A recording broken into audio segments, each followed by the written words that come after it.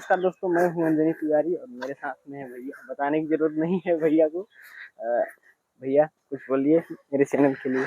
नमस्कार दोस्तों, ये अंजनी है।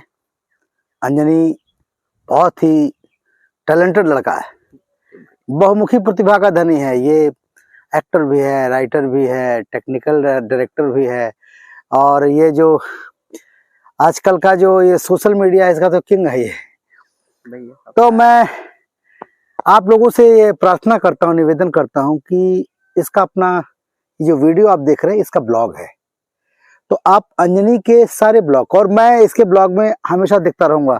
अभी हम लोग लखनऊ में शूटिंग कर रहे हैं तो अंजनी भी हमारे साथ है। हम लोग और बहुत बड़ी बड़ी प्लानिंग कर रहे हैं साथ में। तो अंजनी के ब्लॉग पर जो भी कुछ वीडियोस आता है प्लीज उसको भी आप शेयर करें, सब्सक्राइब करें और मैं आपको वहां भी दिखता रहूंगा, आपका मनोरंजन करता रहूंगा। Thank you, all the best. धन्यवाद भाई।